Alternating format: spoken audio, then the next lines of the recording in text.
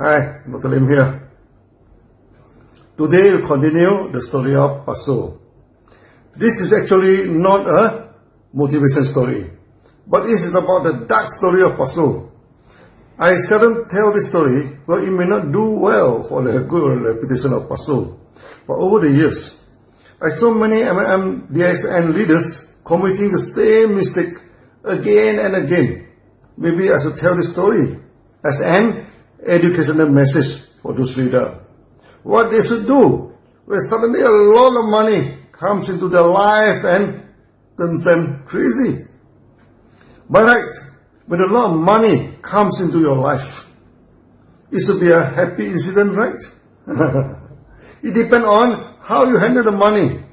If not, you end up unexpectedly having trouble in life.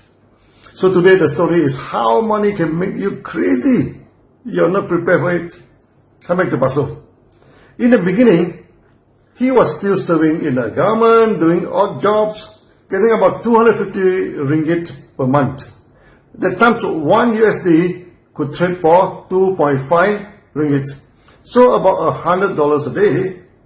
This is not enough for the expenses of the family, so his wife roasted some coffee and he tried to sell it. Eventually failed and the van was taken by the bank. In the first month joining DXN, his bonus is 37 ringgit. His wife made a lot of noise because he started to make telephone calls to ask people to join DXN. The telephone bill was more than 100 ringgit. A pure loss in the first month. So when he discussed his difficult situation to me, I console him, I asked him to try harder. I told him 37 ringgit was better than his pay rise every year. Indeed, even at a raw salary of 250 ringgit, he did not enjoy any pay rise and it has reached the maximum of his pay scale. The next month, he got about 120 ringgit, enough to pay the telephone bill. Then gradually increased until about 2 years' time, he got 16,000 ringgit, about 6,400 USD per month. 25 years ago, that was huge earning in Malaysia, and you could lead a good life. We were happy and proud of Paso, and in many meetings we tee him up and praise him as DXN hero. He also enjoyed giving speeches and being welcomed by many DXN members. By right, this should be happy story and happy ending. But true life did not work that way. In the early day, we put in the accumulated sales in the bonus statement so you know how much was the sales from the first day until today. Sales of DXN expanded widely. In 1993, our sales were about 20,000 ringgit per month. Then in 1994, we reached 200,000 ringgit per month. Then in 1995, we reached 2 million ringgit. The sale expanded 10 times a year. After 1995, we continue to expand non-stop until today. In 1995, the bonus of Paso reaches 16,000 ringgit per month. Then something happened. I heard he married the second wife and then the third wife in quick succession. During the old day, the Muslim in Malaysia could marry 4 wives. Some people even told me he married the second and the third wife in the same day. I was never interested in the personal life of members and never asked him about that. So I did not know whether this story was true or not, but the market started to rumor about that. One night, he was calling me, texting me over the telephone. I asked him where he was now. He said he was in the hotel. I asked whether he was out of station. He said no, he was in our staff. It sounds funny to me. He has 3 wives, and why should he stay in the hotel? They told me the wives quarreled with him and among themselves, and all 3 of them chased him out of the 3 houses. And he ended up staying in the hotel. So for those who think that getting 2 wives or 3 wives can make you happy, listen to this carefully before you jump into trouble. After that, due to family problem, Pasu started to lose focus in business. I started to smell problem in him, but this was his personal problem, his personal life, and I should not interfere. Then one day he met and said he would like to resign from DXN. This is shocking news, beyond belief, no. I asked him, why? He brought out his bold statement and pointed to me. He had generated a few million shares. One competitor company offered him 15% of company share, a Mercedes-Benz, and 6% overriding on the market shares. He told me, unless I offer the same to him, if not, he will resign and join other company. I was down for that. No? I couldn't believe my ear. First, in DXN, the shareholder and the staff are not allowed to involve in the market. If not, the company shareholder and the staff will become a competitor to the members and destroy the trust in the market. So offering the share to a member is totally out of the question. Next is the Mercedes-Benz. I asked Pasu, what type of cars was the owner of the company driving? Pasu said it was Toyota. Then I asked Pasu, if he could only own Toyota, how could he give you a Mercedes-Benz? Pasu said, as long as he agreed to give me the car, was I worried? Then Pasu pointed to his shares in the bonus statement now. If he got 6% overriding, by now he was a millionaire already. I told Pasu, no, you must be crazy, you know. Even as an owner of DXN, I do not have 6% to my personal enjoyment and expenses now. The company is making about 10% and has to save the money for the new factory, open up new branches, and all expenses for the facility. Where got 6% to pay him? And I told him no company could survive by giving him 6% overriding on the shares. Pasu refused to listen to me. I tried desperately, to convince him to stay in DXN, but he insisted unless his demand was satisfied. If not, he would leave DXN.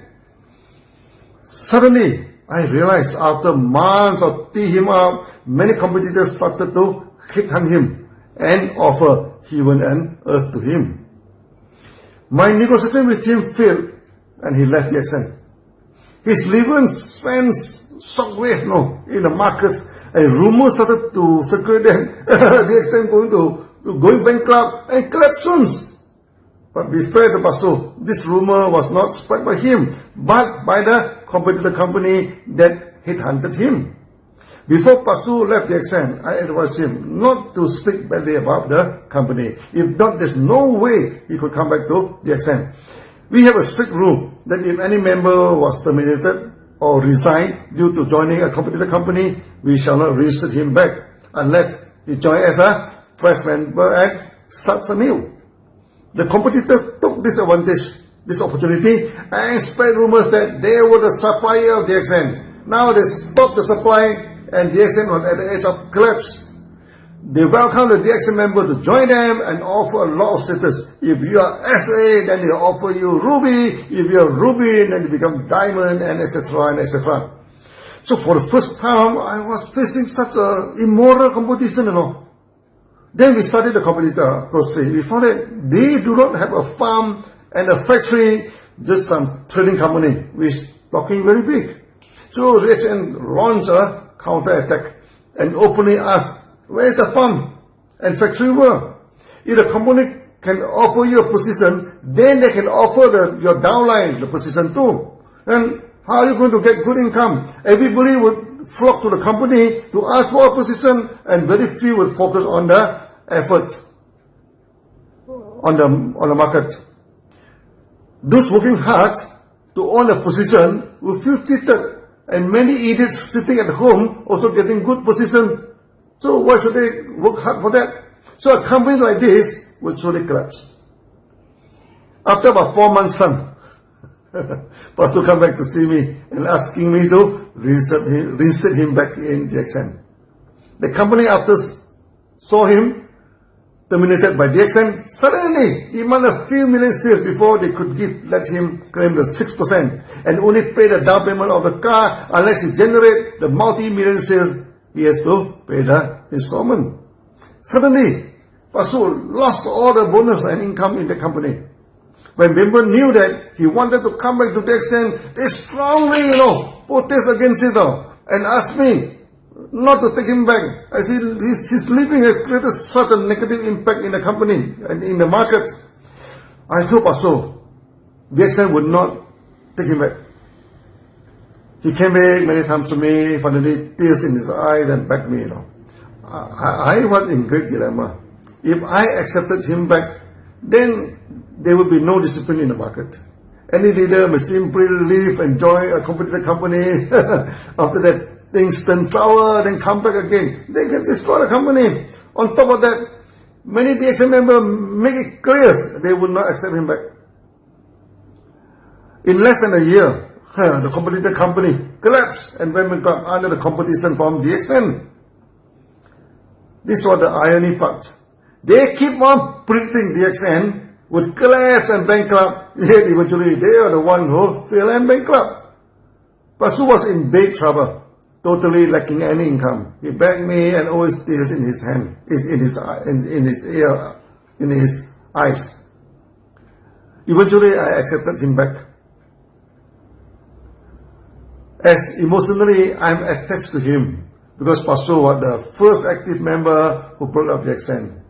I set a condition that he has to lie low and keep quiet, so that no member would attack him.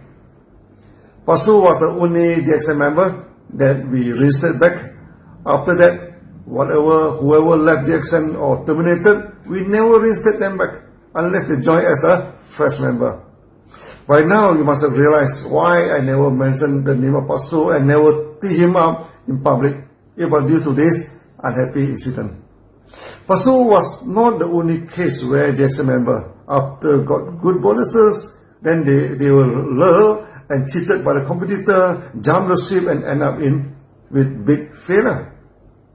We have one member in Indonesia making about $6,000 a month like Pastor, when a competitor offered him a luxurious car, jumping fee, and guaranteed income, overriding the market shares, and even offer shares in the company.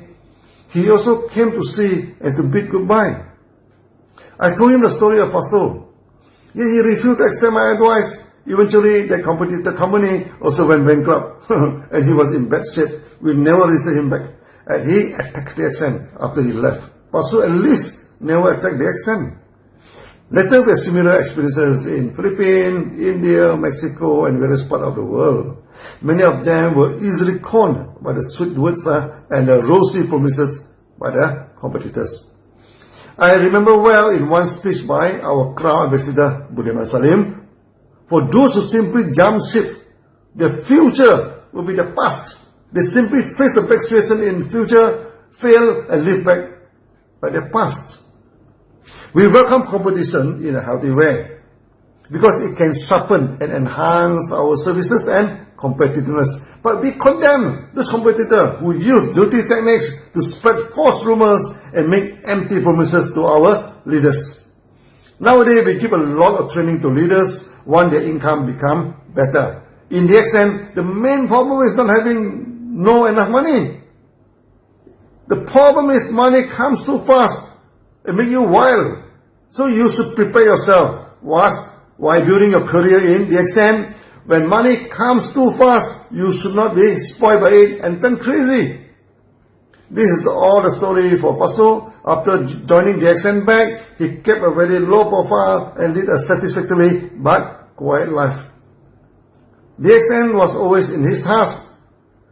Sometimes some leader did go to visit him, and every time when he talked about DXN, tears always came out from his eyes. He passed away peacefully sometime this year. We will accept him as a legend in DXN and always remember him. So may he rest in peace beside the Lord. So see you in the next video. Bye bye.